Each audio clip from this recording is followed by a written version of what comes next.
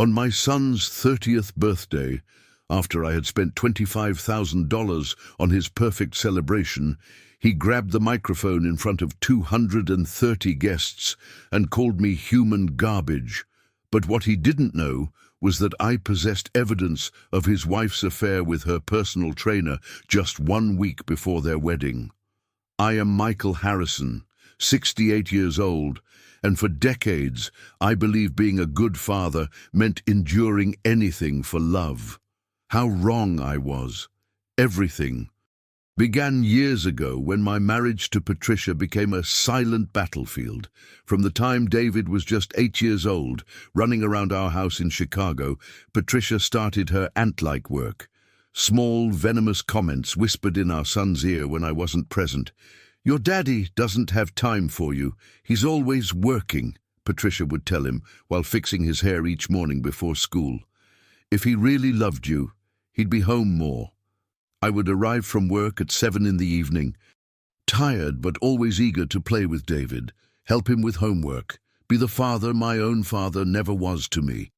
But he would look at me with those blue eyes, full of reproach I didn't understand.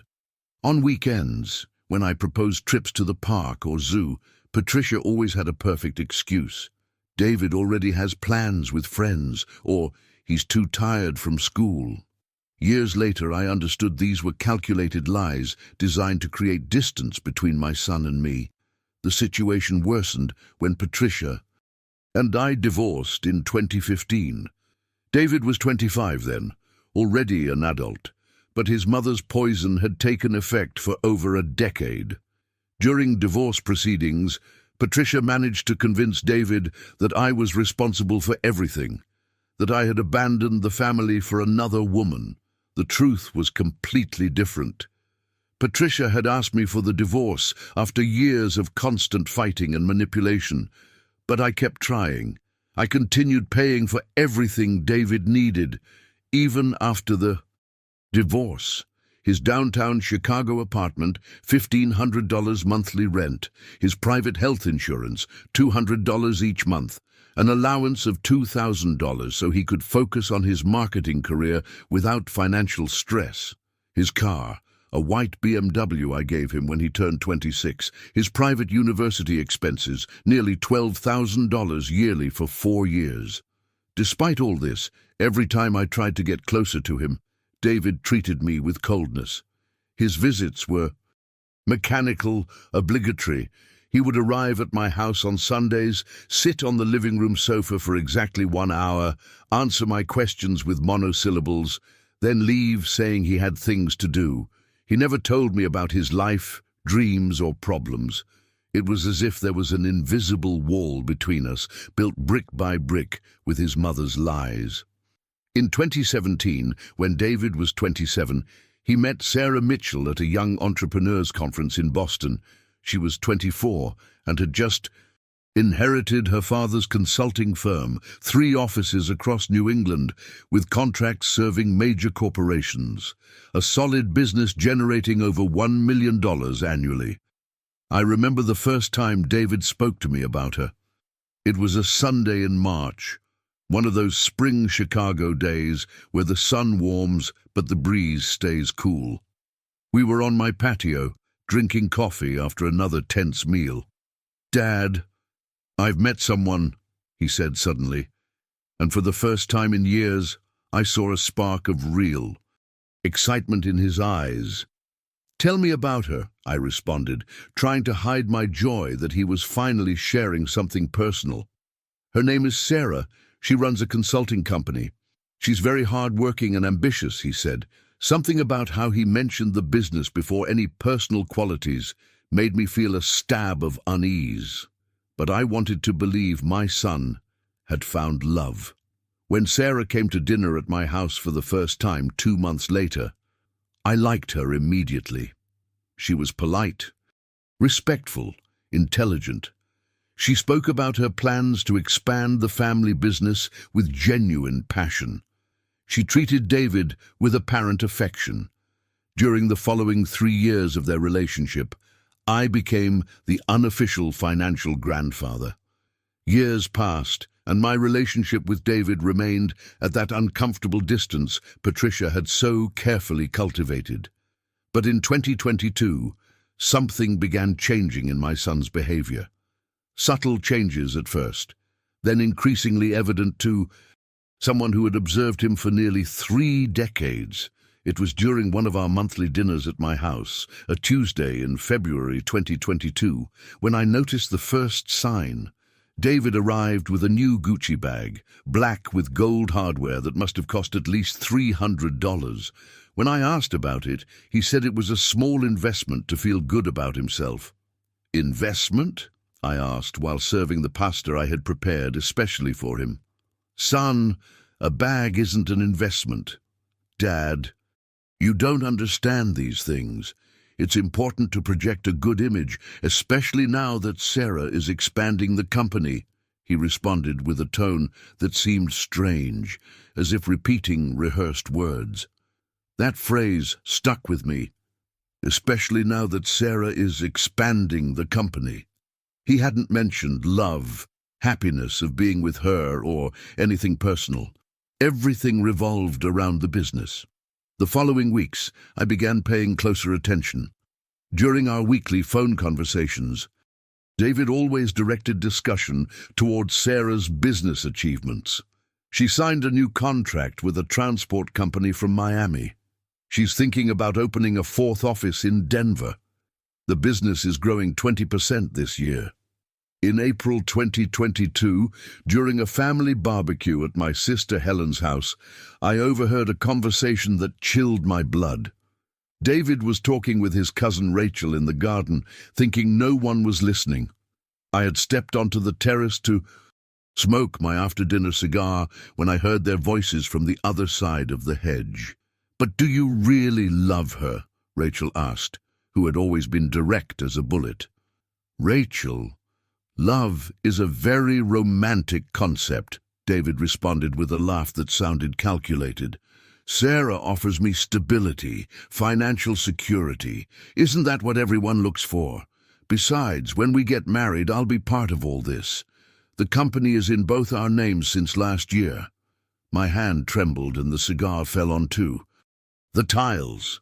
The company was in both their names. Sarah had put David as co-owner of $1 million business without even being married.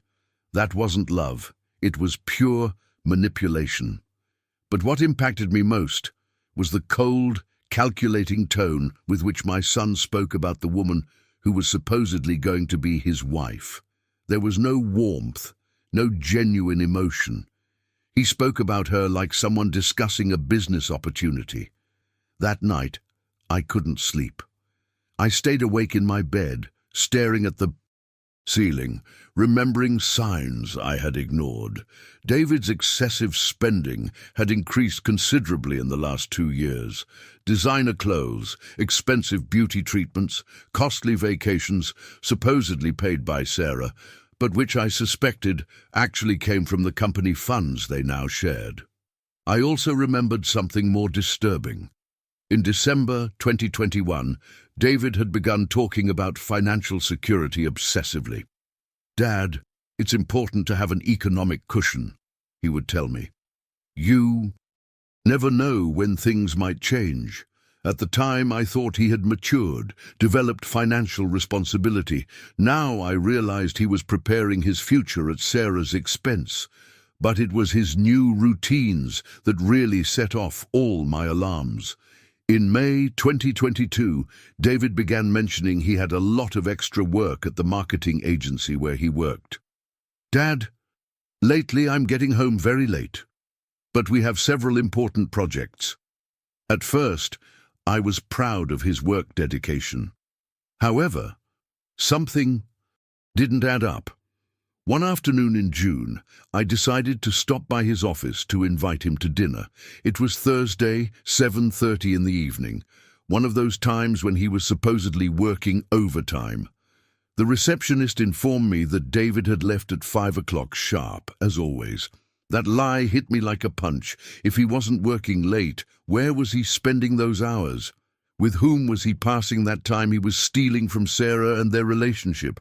It was then, in July 2022, When I made a decision that would change everything forever, I needed to know the truth. I contacted Thomas Rivera, a private investigator my lawyer had recommended years earlier during the divorce. The evidence Thomas discovered over the following weeks would forever destroy the image I had of my son and prepare me for the greatest humiliation of my life. The first report arrived on a Friday morning. Thomas had been following David for 10 days, meticulously documenting his movements. The results were devastating. "Michael, sit down before reading this," he had told me over the phone. "Your son isn't working overtime. Tuesdays and Thursdays, when he supposedly works until 9 at night, he leaves his office at 5 sharp and goes directly to the Riverside Apartments, Building C, 4th floor." My heart stopped. I knew that apartment complex. It was where Marcus Thompson lived, the personal trainer David had hired a year ago to get in shape for the wedding. A 30-year-old guy, dark-haired, muscular, with that easy smile that makes people lose their heads. "How long does he stay there?" I asked, though I already feared the answer. "Between 2 and 3 hours each time. He always leaves after 8, disheveled with wrinkled clothes." "Michael, I'm sorry, but there's no doubt about what's happening in there." When confronted with all the evidence at his birthday party, David's reaction was explosive. He grabbed the microphone and unleashed years of built-up resentment in front of all the guests, calling me human garbage and blaming me for ruining his perfect day. But what he didn't know was that I had already sent all the evidence to Sarah earlier that day. The truth about his affair, the financial manipulation, everything. The next morning, Sarah called me. Her voice was calm but determined. "Michael, I wanted to thank you personally. I've filed for divorce. David's betrayal goes beyond infidelity. He's been systematically manipulating me financially. My lawyers are already working to remove him from the company ownership." 6 months later, David lost everything. His marriage, his stake in Sarah's business, his comfortable lifestyle. The last I heard, he was working at a retail store and living in a small studio apartment, finally experiencing what it means to support himself without manipulating others. Sometimes the most powerful response to betrayal isn't anger or revenge, but simply allowing the truth to surface and letting people face the consequences of their own choices.